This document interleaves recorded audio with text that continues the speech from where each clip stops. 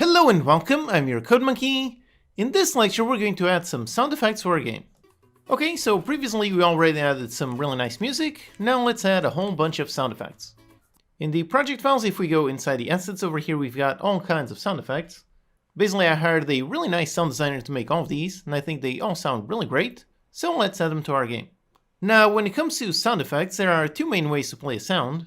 One is just like we did for the music, so we can create a game object, add the audio source component and play it. That's one approach, but that basically requires pre-preparing the sound objects. So there is another simpler way that just requires one line of code. So let's begin by making a sound manager game object, so a new empty game object for the sound manager. Let's reset the transform. Now let's make our script, so let's go in the scripts folder, create a brand new C# script for the sound manager.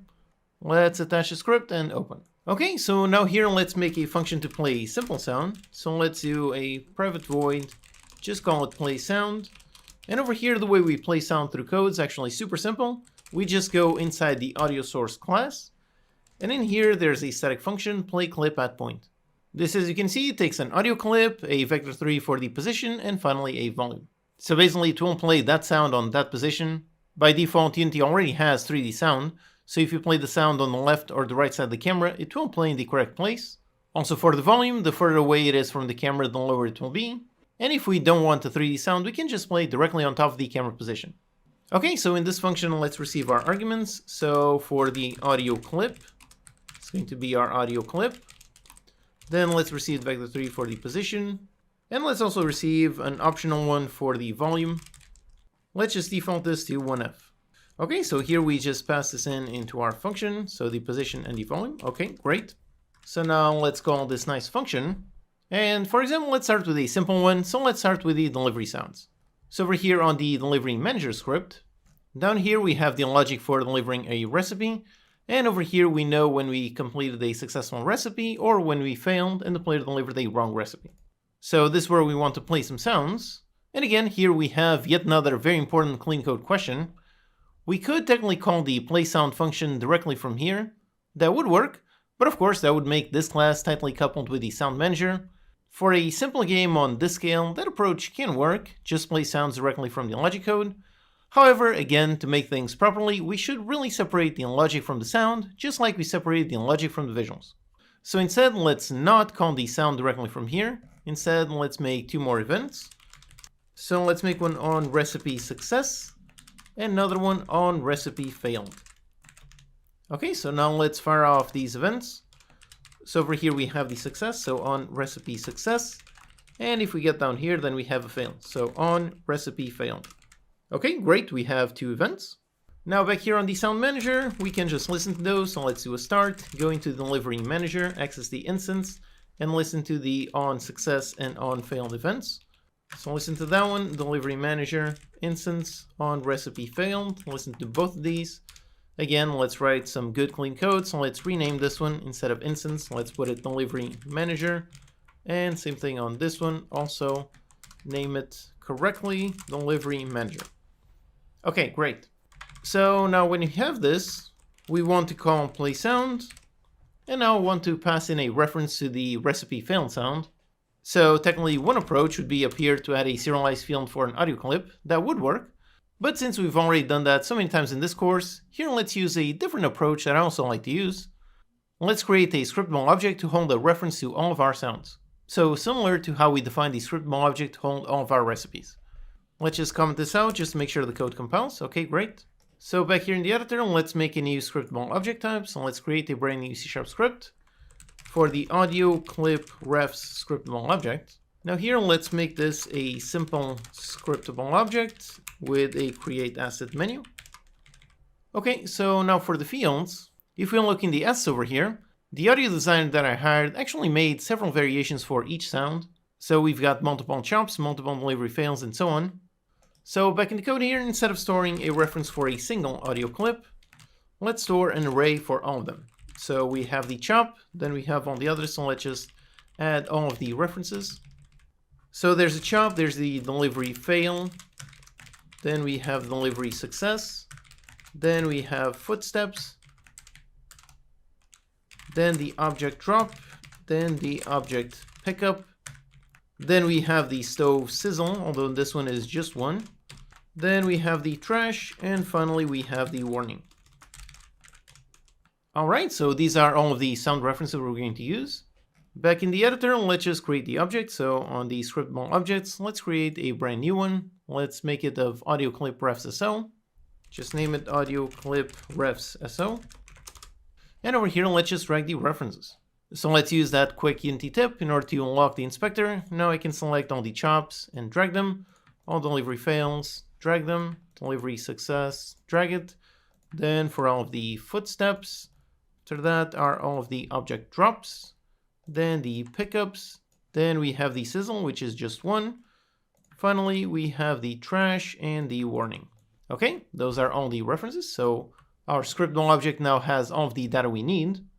Let's unlock the inspector, okay? And back in the code here on the sound manager, let's make another version of this function. So let's make one play sound, except instead of receiving an audio clip, it receives an array of audio clips. Then basically we just call the other function. So we call the other play sound function and pass in an audio clip from this array. So let's actually rename this, so audio clip array. And let's pass in an audio clip from here. So do a simple random.range between 0 and the array.length. Pass in the position and the volume. Okay, so just like this, now all we need is a reference to our scriptable object. So a serialized field, private, of the audio clip refs SO. Okay, we have this. Then here in the editor, let's just assign the reference, so the audio clip refs. Okay, great. And over here, when we have the recipe failed, let's go into the audio clip refs. And let's pick up, this one is delivery fail.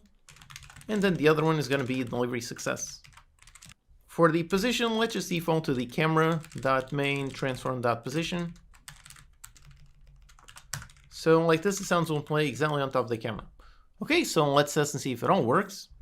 Okay, so here we are, and let's do a wrong delivery. Now, quick warning if you're following along, or if you're just watching the video, this sound will probably be way too loud, but let's test.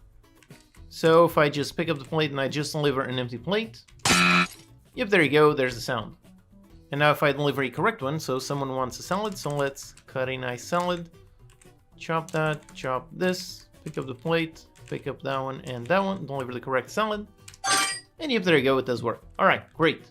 So the sound effects work, they played perfectly, but they're a bit too loud. Basically that's because these sounds were designed to be played in the world rather than on top of the camera.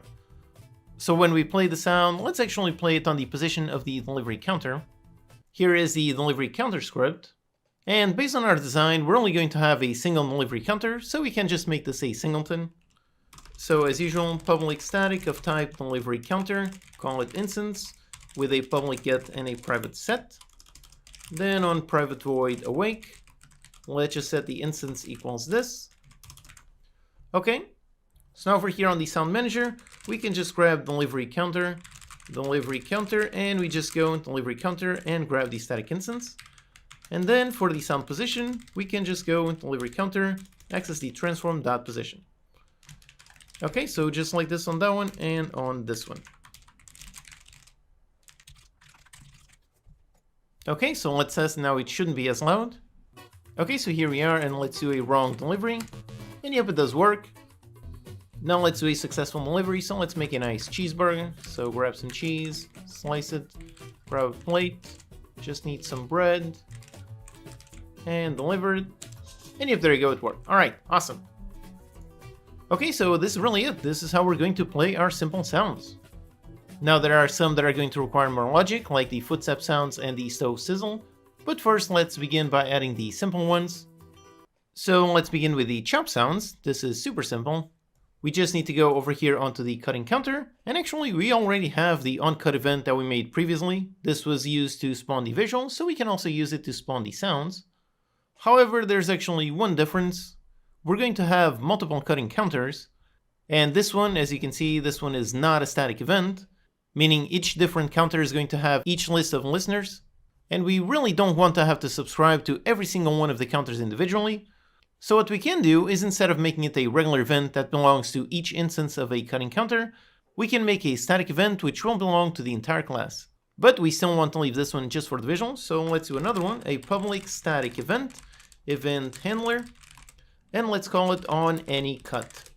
Basically, for any static events that belong to any object type, I like to add the keyword any. We're going to fire this event when any cutting counter is going to trigger a cut action.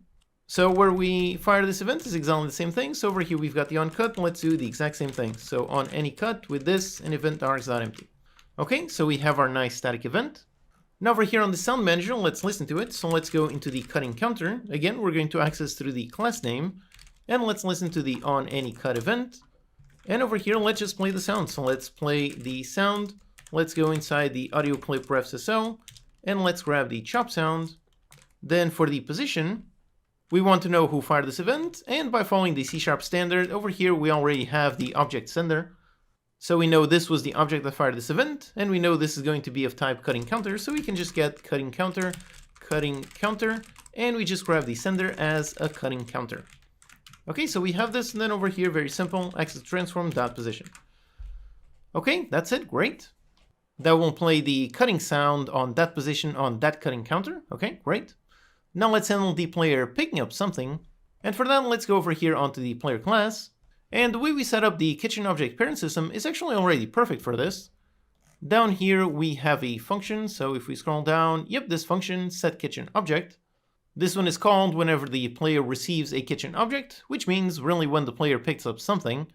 So if this kitchen object is not null, then that means the player picked up something, so let's do that. So up here, let's make the event. So a public event handler, call it on picked something. And then down here, just do a test, so if the kitchen object is not null, so if the player did pick up something, then let's just fire off this event. So just do our usual invoke with this and event args.empty. Okay, so that's great. Then on the sound manager, let's just listen to it. So let's go into the player class, let's access the static instance, and let's listen to the on picked up something event. And again, let's rename this to a proper name, so player on picked something. And over here, let's just play the sound. And for the sound, go into the refs and grab, in this case, the object pickup. And for the position, let's just go player.instance and grab the transform.position. Okay, that's it. Next for item dropping. Now we can only drop items on a counter. So over here we have the base counter class. And again, we have the same thing. So we have the setKitchenObject. And again, the same thing as with the cutting counter. We don't want to be required to listen to every single counter. We just want to listen to one event. So let's make it up here. So a public static event of type event handler. And let's name it on any object placed here.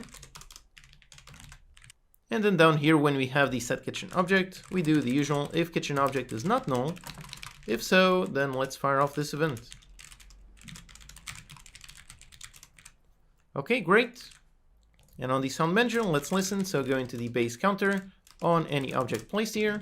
When that happens, play the sound. And let's go into the audio clip refs. And this one is the object drop, so that one. And for the position, let's do the same thing we did. So we cast the base counter equals the sender as a base counter. And then we go into the base counter and let's grab the transform.position. Okay, so we just need one more special counter type. Here we have the trash counter. And this one, it never really changes the parent, it just destroys the object. So over here on the trash counter itself, let's fire off an event. But again, let's make it static, even though we're only going to have one trash, but make it static just to be able to support multiple. So public static event handler on any object trashed. And then over here, just fire off this event. So invoke with this and event args.empty, okay. So now if we go into the sound manager, and over here, once again, the trash counter on any, not the on any object placed, but on any object trashed.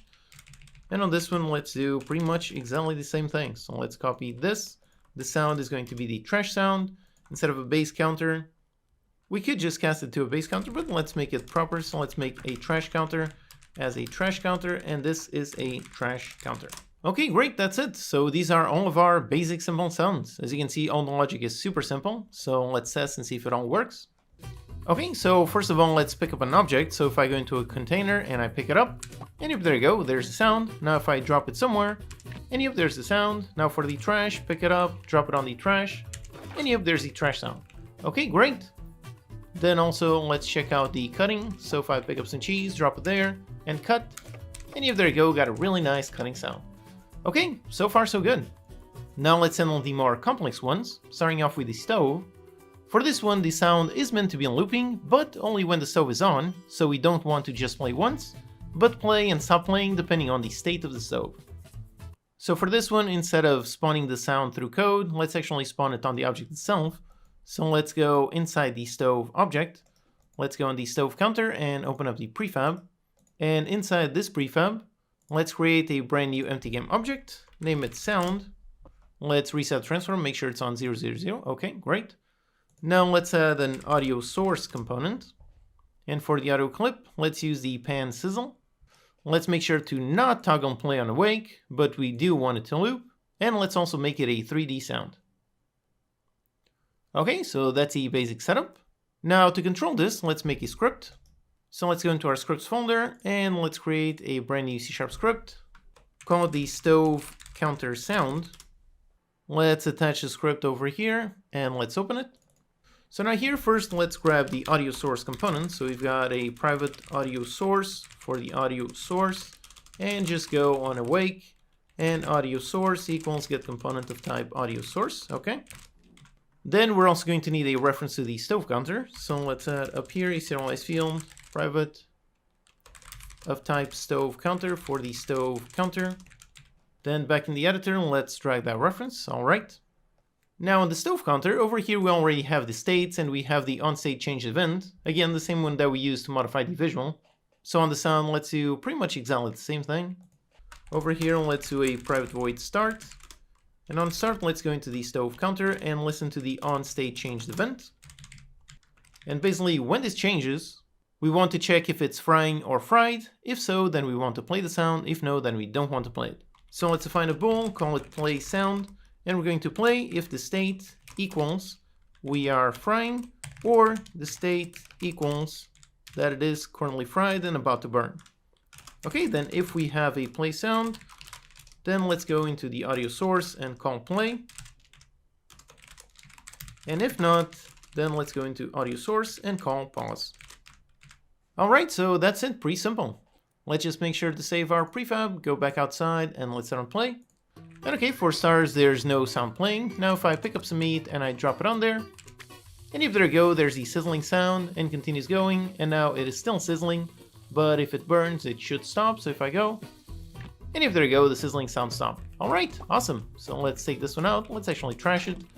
Now let's pick up another one, let it cook, and once it's cooked, pick it up, and there you go, the sound does stop. Alright, awesome. So we just have one more final sound remaining, that's the footsteps. By the way, the warning sound is going to be added during the Polish lecture. For the footsteps, we want very much the same thing that we did on the stove. So we're going to want a script to handle that logic. But this time we don't need an audio source on the player, we're going to use the same play method as the other ones. Let's just make a script to run the sounds, so let's make a new C# script for the player sounds. Let's go into the player game object and attach the sound, okay.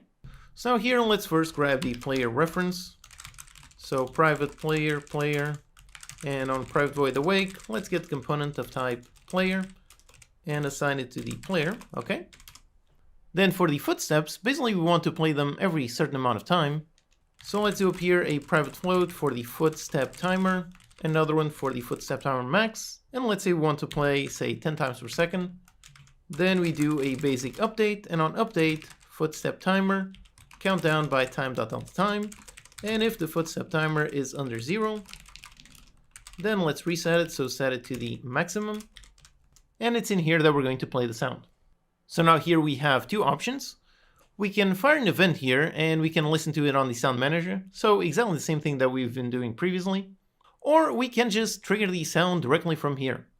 Doing that will mean that this class is tightly coupled with the sound manager. Usually we want to avoid tight couplings. However, in this case, the player sounds class, this one is really only meant to exist alongside the sound manager. So in this case, it's perfectly fine to tightly couple them. So let's play the sound directly from here, which means we need a reference to the sound manager. We could make a serialized field or just make this a singleton, so let's do that. So a public static type sound manager. name it instance with a public get and a private set. Then on private void awake, we just set the instance equals this, okay? So then over here we can just access it. So just go into the sound manager, access the instance, and we call play sound, which we actually need to make public. However, this function also takes a reference to the audio clip array. So that means we need a reference to the audio clips. So again, we have multiple options. We could add over here on the player sounds, add a serialized field for the footstep sounds, or we can just make a specialized function over here on the sound manager. Both options can work just fine. Let's go with the second one just to be different. So just make here a public void play footstep sound. We're just going to receive a vector3 for the position, and then we just call play sound. Let's go into the audio clip refsso, and let's pick up the footsteps and play it on this position. And let's also receive the volume.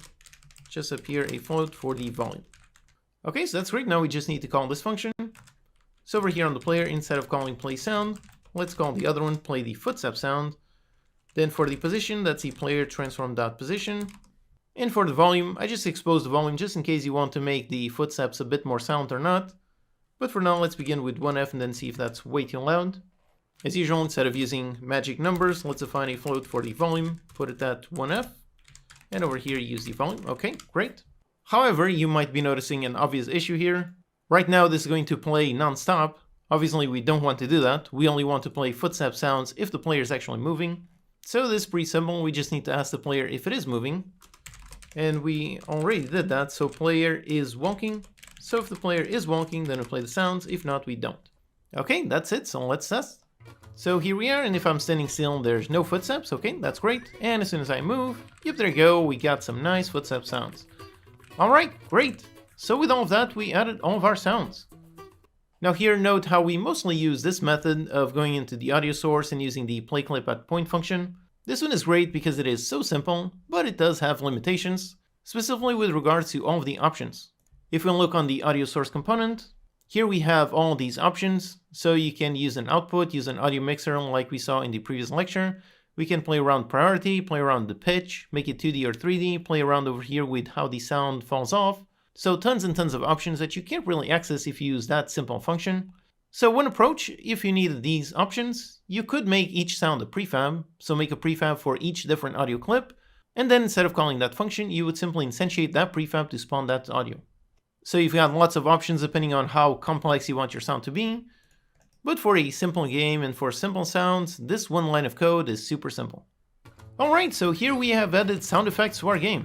That coupled with the music that we had previously already makes everything sound so much more alive. It's really starting to look like a proper game. The one thing we still don't have is some kind of game start and game end scenario, so let's add that in the next lecture.